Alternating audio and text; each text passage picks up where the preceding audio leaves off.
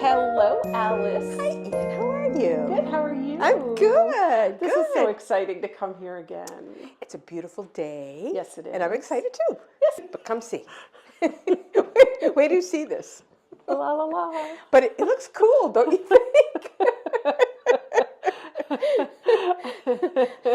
When I saw this, I just wanted to stick some of these candlesticks right in under my sweater and head on out the door. Look at this collection. And it's funny, the time period that I'm going to talk about, I basically have an example of a lot of the things in that time period. Okay. Now you also see the hat boxes. So I want to kind of talk about the Hannah Davis one that I was able to acquire, and the other one that has some other documentation. That will be a little blurb at the end. And then if we talk about anything else. I'm also going to try to talk about trainware, but more specifically peasware. So some of it may sound familiar, so I don't want you guys to be bored. I don't think we're ever bored when we're learning about early American history from I know our this, Alice. you know, and you can just learn so much all the time. Even though you talk about it, then you read something else, then you learn something else, and then that refers you to something else, and so it's kind of a lifelong process. Yeah. So I think we'll start in the kitchen. I'll read my little blurb. Okay. Then I'll kind of come in and out and get some of the items, or maybe we could do it right here, Alice. we could do it right here. We could do it right here. Okay. So I know you won't get your steps in that way, but well, I gotta keep these in chronological order now. Okay. Okay. All right. So let me just get my notes because I want to refer to them from time to time. Okay. All right. Don't we just love this room, people? All right. So the first lighting, way back, were either torches or they would find rocks or shelves, something non-flammable, fill it with a combustible type of twigs or whatever, and then the animal fat, and then they would have their fire. Oh. So, I mean, the things that I try to talk about today are the things that consumed a lot of the early settlers' time, like lighting, like fireplace and cooking, and storage of food. That was kind of like what they did, like it was a full-time job. Okay.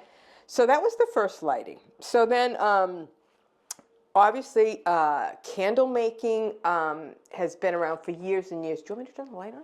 Sure. How's that? That's better. Turn the real light on. Turn the real light on, the electric light on. So the next thing, they've had candles forever. And there were two ways they could dip them. Okay. Or when the candle molds became available, they used the mold. That would obviously save time. Okay. So I just want to read this to you. You could dip or mold them. It took at least 25 dips to do a dipped candle, a drip candle, which was 17 hours of work. Wow.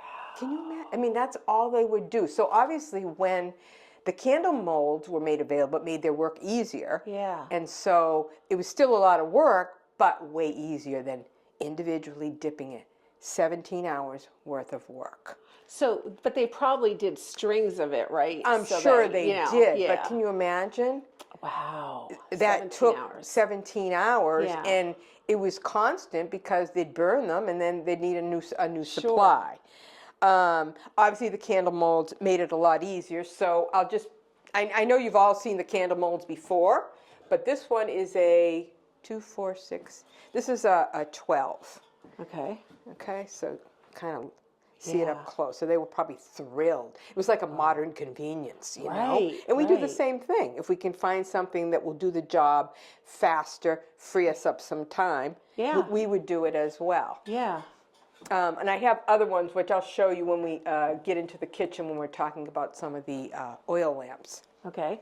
Okay, so the first thing I want to talk about is the cruzies. Yeah. Okay, so the cruzies were from the 16 to the 1700s. Okay. And these are some of the examples of the cruzies. Oh my goodness. So they would put the whale oil there. Yeah. and the wick would come out here. And obviously it was smelly and it was like messy. Smoky, probably. Smoky. Yeah. But it was better than no light at all. Right. And I have these, just hanging on little nails on my fireplace. I don't know whether they would have kept them there, but they were easy to carry around too. Right, right. So this is another cruzy, a little bit more ornate background, but you see they would have had the wick here. Sure. And again, you can imagine how smoky it would have been. I just have like a little votive. Right. But again, a simple object. I mean, how Very pretty simple. is that? That's pretty. Really pretty. So this is also a cruzy. A little bit different shaped, an iron one. And again, this probably would have had 4 wicks. Right. So maybe lot more light. more light. And you see the little hook for hanging it. Uh-huh. Oh, you can see why fires happened, huh? Oh, yeah, exactly. So I showed those 3 cruzies. Now this one, this is a double cruzy. And as they were always trying to do better ones. Okay. So this one had a cover, and it kind of stuck together, but it's a double one, and sometimes it's called a Phoebe, but it is a cruzy. Yeah. And the covers help with the smoke. Okay. So this was actually the upgraded version of these guys. Oh, I see. And maybe having 2 of them. Maybe one of these caught some of the drippings, I'm not sure, or maybe you had double light, but this was a big improvement. You can see how it's almost like punched tin on the top, yeah. which is kind of cool. Decorative. Yeah. Interesting. Yeah. Again, a simple little object like that. Yeah. So those were the crude. Oh, wait a minute. I got a couple more. I forgot. And have you just been finding these cruzies at antique places? How do you find them? Yeah, I'm always looking. As you just can't help it. You're just out there and you just look. Yeah. So I'm not maybe specifically looking Right. for them, but then sometimes I see them and I go, oh. But now I'm like, no, you don't really need to get any more cruzies because you have enough. Here's another one. Again, I love the I love the cutout. They're so simple. And this one has the little handle. So do we know what that cutout is? Does that signify something? I don't know. And it looks like it's all it looks like it's all one piece. Huh. Doesn't it? Yeah. Although maybe this is sort of might be kind of soldered. might be soldered in. Wow. But again, maybe just decorative because they did make things beautifully, even though it was very ordinary. Yeah. Wow. Yeah, so that one's, I like that one. This, again, look at this one, has the same kind of a... a lot of them have that, yeah. That fan at the top. You know what it almost looks like a thistle. Oh, interesting. That kind of maybe. does look like a thistle. Does it? I was wondering. It reminded me of the things on the top of maybe a knight's crown kind of. Now the thing is, we didn't make these. These came with them from England. Yes. So that could very well be. I'm thinking there's an English thing. Exactly. Yeah. Yeah. So these weren't American. Now this one's like a little better one, another upgrade. Now look at this one. It has a place. For the wick to be held in place. Yeah. Again, no cover. Right. But again, you could hang them. Right. Like I usually will hang them on the fireplace. And this is a pretty good size one. But very simple. Yep. Just iron. Oh yeah, see they probably are 2 pieces. You can see this one with the Yep. But again, a little improvement. Right. On that to hold it in place because I'm sure, they fell out and like you said, fires, Sure. So let me see what else it says about the cruzies.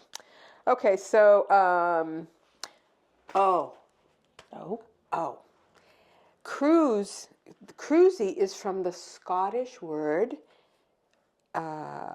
cruse, C-R-U-S-E. So wouldn't that make sense? C-R-U-S-E. The thistle? Isn't that Scottish? Is a thistle Scottish? I think it is. So that would make sense. Okay. Yeah, yeah. I mean, we're going to have to do more research on that. 'Cause I know. I'm very curious. Yeah. So that's where the word came from. It came from the Scottish word cruse, C-R-U-S-E, which meant a vessel for oil. Okay. And it was basically a formed metal bowl to hold oil, and it had an indentation for a wick. That's basically what it was. Nothing Wow. fancy. Yeah. Now the Betty lamp, or the Iron Betty, it's sort of an evolution of these guys. Right.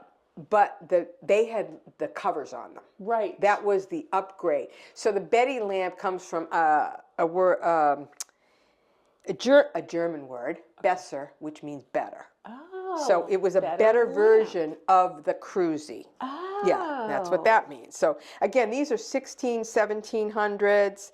And you have a Betty lamp. I have one with a cover. Right. Okay. So that's definitely a Betty lamp. Right. Where these are cruisies, but I don't know that I have another one with a cover. Huh.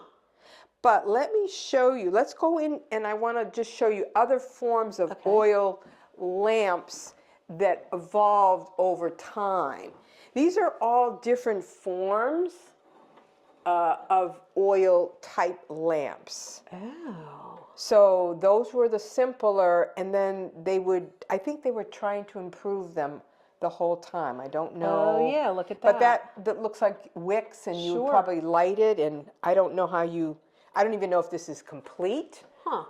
But again, well, this one had a candle in it, obviously, but again, and I don't know if it's complete. Right. But I don't think it was a candle holder. I don't think. It doesn't look like a candle holder, although It could go either way. it could go either way. Oh, Now yeah. this is also an oil lamp. Oh. And this would have reflected light. Yeah. So I think they were always trying to improve upon the Betty lamp or the cruisy. Right. And again, I guess if it spilled over, it would spill into here. Yep. And then this also kind of reminds me of the chamber stick candlesticks with this little curved carrier. Because as chamber sticks, you would carry up to it was a candle holder, and you would carry them up. So I guess, they kept adapting things as time went along. Mm-hmm. And then, again, I don't know if these are all complete or not, but I'm guessing this might have been for the wick. Oh. So I think they kept trying to improve in this. If you look, there's so many different types of oil lamps. Right. Probably whale oil. Yeah. Or it could be animal fat, I suppose. Uh-huh. Wow. There's that one. Oh, you have such a nice collection. And then this is another kind. Again, so you have the incorporation of the rounded carrier. Right. This one's actually pretty heavy. I would say this might be out of pewter. And again, I don't know how they work, and I don't even know how they got the oil in them. But this seems like some sort of a burner or for wicks or something even that you turn. Yeah, yeah. So this could be a little bit later. This one I thought was interesting because maybe this is a type of Betty lamp because look. Oh. It's got a cover. Yeah. And then this would have been for the individual Right, wicks. Right. That would be nice. The whole family would sit around that. You could carry it. Oh, yeah, yeah. And then this would be for drippings. Right. So they really kind of thought of everything as they adapted. Right. Because they needed light. Sure. They needed to increase the hours of light, and they needed to, work the fireplaces and all that stuff. So I just thought it was interesting that there's so many different types of lighting. And then here's another one. It has like a little shade. This would be pewter. Uh-huh. And I think this comes off, and I don't really know how you fill it. And again, I don't know if they're complete because you can Google them and you'll find a million different examples of early oil lighting. Yeah. And I would say most of these are probably from the 1800s. Okay.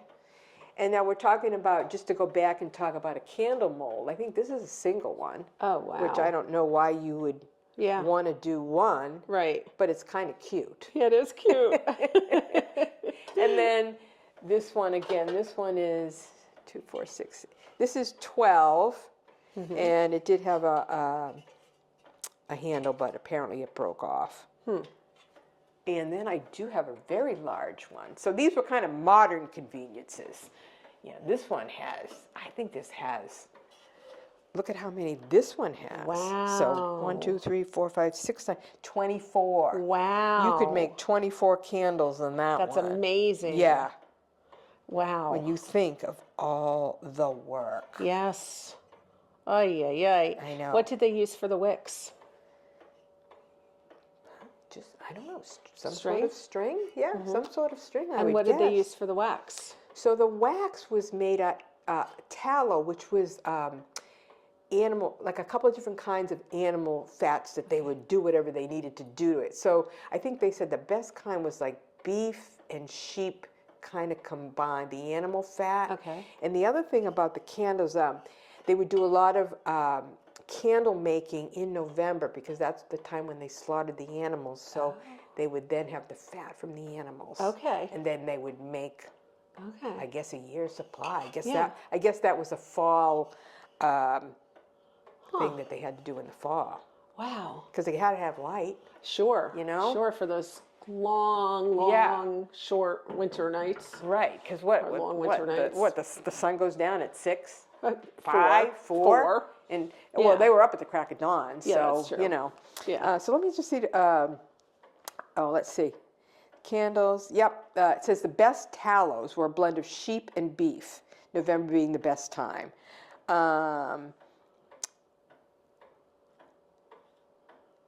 So that's it for that. Okay, so the Betty lamps, we talked about those.